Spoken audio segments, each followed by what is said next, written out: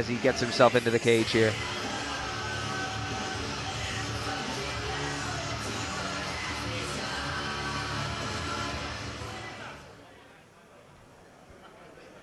This is our 12th bout of the evening in the 66-kilogram division. Introducing first your fighter in the red corner, representing Gallant MMA, Paul McManus!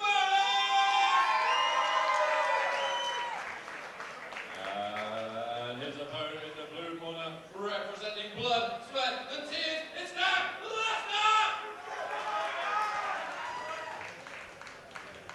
We're going to referee Mr. Paul. Paul Nichols calling them to the center just for the last few instructions. Again, an amateur fight, so there is kicks and punches to the head standing, punches to the head on the ground, no elbows, no heel hooks, and no knees to the head of an opponent. Knees to the body are just as effective. Dan Lester comes in, takes the middle. He's a very rangy fighter. Watch for the strange striking style of McManus, trying to parry that right hand.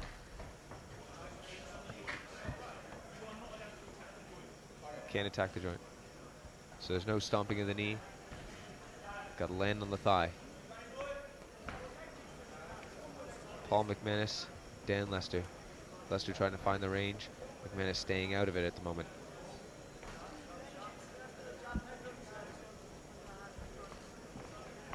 Can Daniel Lester use that range? That's what he needs to do. So much bigger, so much lankier, the two fighters. He needs to jab and move, keep that distance, and keep McManus just right on the end of his punches. McManus does so well to keep you guessing, because he steps, he switches sides, and he just steams in like he did with a body shot there. It's just going to be so difficult. It's such a hard thing to do, to cover that distance. McManus moves well, but he's not the fastest on his feet. He needs to get right on in there, throw some shots, and then right out again. Oh, that was nice. Nice inside kick from McManus. And again, followed up that calf kick.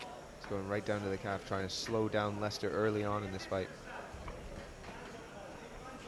Lester trying to hook off that jab. That's a good tall guy thing to do. Keeps him right on the end of that long lead hand.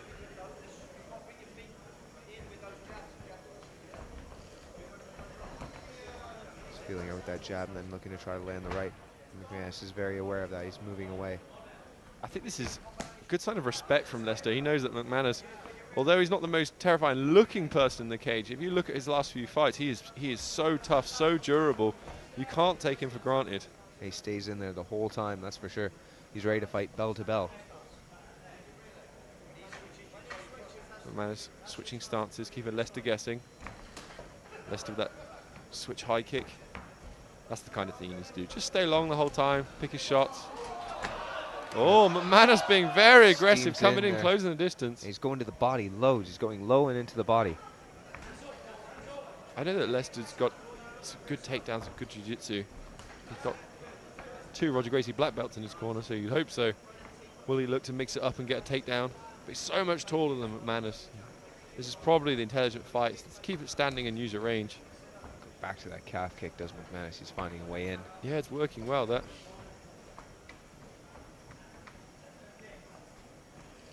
Lester does have a long stance. McManus can attack that lead leg. Did well to double up with that right hand. Catch McManus coming in. Comes up to the body. There's a 10-second warning for the first round. It's been quite a tentative first round, Steve. I don't think Lester is quite found his jumping range. spinning gap kick from McManus. Oh God. Do you know, I actually think that was kind of a good idea, Steve, because that was probably a pretty even round. Not a huge and amount. They just did something at the very end. Just a little something. Just judges, have a look at this. Maybe you want to pick me. If you don't want to pick me, we'll see. What a night of action we've had here so far, Steve. We've had some incredible fights. Some back and forth, some kickboxing matches almost earlier on. Both men deciding that nobody wanted to grapple. Yep. We're going to see the Norwegians smashing everyone so far, but I think that might not last. They've definitely got some very tight competition later on in the afternoon, and later on in the evening actually. So we're getting into that point where it's getting in, where the darkness is falling and the MMA is coming out. Looking for some spinning attacks there. It was Paul McManus. It was quite a good jumping spinning back kick, Steve. I don't look at Paul McManus and think jumping, spinning back kick, but it was good. It was well executed, and that's the element of surprise that this man has. I think he's had enough fights now that no one's underestimating. He's actually arguing with someone in the crowd, which is quite good. Yep, always good. Keep your focus. There we go. A little bit more aggression here from Lester coming out. I think his corner's probably been like, you know, put some venom on the end of these long shots. Yeah, put some venom on and look for the counter as well, which he did just there with a check hook. Yeah, first round felt a little bit like a sparring match at points. And now we found the range. It's working a bit hard, and this is what McManus needs to do, but he's struggling with the athleticism of Lester. Tries to give him that FU punch on the way out. Is that the technical name, Steve? It's a short shot. It's like a non-technical shot. You just kind of throw it out of nowhere. Try to catch people. I'm surprised that Lester hasn't thrown more of those kicks. You know, there's such a difference in range. He can kind of throw them very freely. Or kicking to the legs as well. With McManus having always his knees turned in like that, he can't really check kicks. Yeah, it's gonna. Yeah, I assume it's very difficult for him to. Yeah, even if you don't check a kick, what you want to do is lean into it, and he's not built to do that. Oh, lovely! He's built to do that. So much power on that. Shin to shin kicks. Oh, and there's a big red mark straight away on the leg of Lester. He puts on such a show, this Paul McManus, and the people love it. Yep. He's so tough. Hard to put away. And just, there you go. There's the leg kick.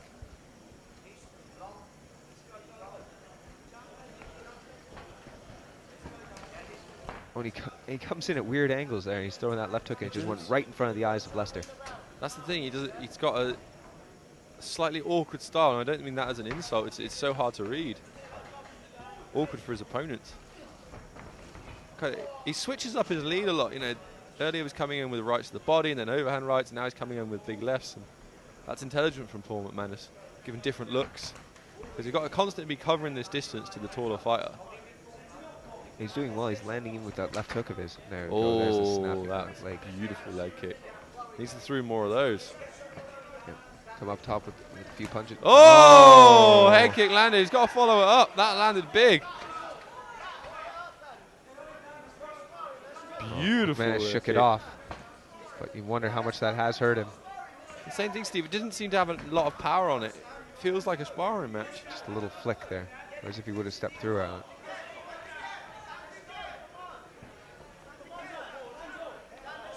Let's just walking him down right now. I actually feel like a kick up the middle might get through and hit from McManus. Oh, lovely left hook. McManus again, that wily veteran. Last 10 seconds, and he's ready to throw some heat at you. Where Lester landed with that flick kick up into the jaw of McManus, didn't do anything to him, didn't put him down, didn't have him backing up. McManus actually just started coming forward.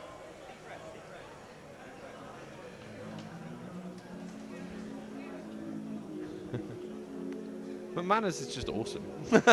Yep. He's the everyman. He's what you should be there at home. If you're watching somebody at home, to emulate McManus. Always there in the fight, always ready to throw heat, no matter what has just happened. You saw him; he didn't shy away at all. He didn't crumple. He's always ready for more. How many of us, Steve, get a little bit older and we kind of come into our shell? We find our comfort zone and we just sit in it and play golf. Like, every weekend. Yep. Every weekend. McManus, he is not the man for that. Like, even you and I have retired, and we're very early 30s. Yeah. Ish. I'm sure I could come back, maybe. I'm a lot more muscly than I used to be. Have you noticed? I am. You're jacked though. I'm not. I'm built like an angry pipe cleaner. These kids are just amazing. Dan Lester trying to get the crowd working. I think he's just got to go out there and start throwing hands. Not yeah, so much if he put more power on his shots, I think the crowd would be enthusiastic. There you go. McManus is throwing heat with everything. Like meteorites he's trying to throw. Knows that at the very best it's a round apiece, not necessarily. So McManus is coming out aggressive. You see, and because he's switching his stance so much, the power hand keeps shifting. Lovely. He's almost leaving his chin in there, looking for a counter. Steams in with his head. Yeah, he's so good at McManus good at ducking under and then landing shots to the body and then reaching over the top to the head. But I think that's why he's becoming a bit vulnerable to the kicks. Often he's ducking the punches and leaning towards the legs. Oh, now I thought we'd see a takedown very early on. Dan Lester chose not to. Dan Lester's doing that Khabib style, tying up the legs, but I think we got a bit of a butterfly hook here from McManus. I think every BST fight has done that this evening, Steve. I know they're very kind of modern gym. They're studying the modern leg lock game, and I know they've been studying Khabib's kind of sambo style of how to hold people down, the evolution, the ground and pound element of the game. How long till someone figures out Khabib? That's the question. Is Tony Ferguson the one to do it? Fergie, definitely. If he's going to do it, he's going to do it. Oh, we've got a little bit of a guillotine here, but McManus hasn't locked his legs. Yeah, surprised he hasn't locked his legs, but it actually looks pretty tight. Face of Leicester was showing a little bit of struggle. We've seen before, I don't want to insult Gannon's MMA, they're a great gym. We've had some one at Lewis Gannon and the main man Gannon fighting on the show and looking really good, but sometimes their groundwork has just looked a little bit off. Just a few really, like you say, fundamental things that could be changed. Yeah, like right there with the guillotine, if he'd closed his legs, it's going to be hard to do it now against the cage, but if he had closed his legs earlier when he's flat, he could have got more push. And then you're using your legs to choke them, and they're the biggest muscles in your body, so you don't want to be using your arms when you can use your legs. Dan Lester not really posturing up, not really looking for any sort of pass. He's kind of doing very stifled little here. Expected more from him right there. And there's the calls from the BST corner. Let's go, let's win the round, they're saying. It's our 12th fight of the evening, and this is the featherweight division. And we just saw an absolute barn burner from Andrew Barnett getting the submission victory at the very first round. Maybe Barnett and Lester would be a good match for the next one, because they're both very rangy fighters. And very skilled in the grapple exchange. Coming up to the very end of round 3 here. This is hard to score. My observation of Leicester, Steve, is that he hasn't been very aggressive on the feet. Like very kind of almost 60% shots. And then even on the ground right now, he's not looking to pass. He's not trying to be particularly aggressive with it. Like you don't have to be an aggressive fighter to win in MMA, but you have to have moments of aggression and moments where you're looking to. Especially this has been a close fight. If he could posture up now, get his hips in, get a guard pass, it can make all the difference. But again, like you're saying, no urgency, no aggression really here from Dan Lester. Whereas as soon as that happens, see McManus start going crazy there, trying to win the fight.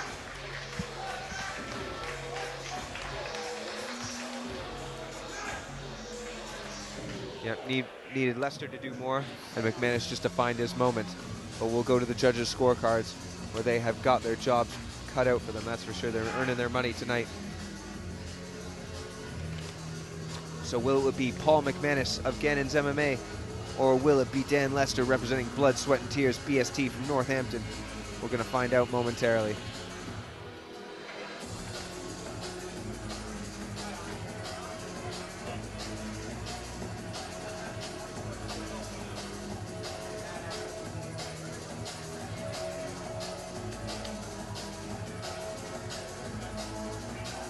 Dan Lester appealing to the crowd.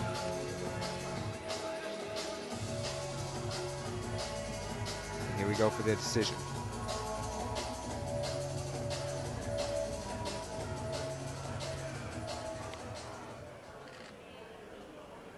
After 3 rounds of action, we go to the judges' scorecard. And it is a split decision. Split decision. For your fighter in the blue corner,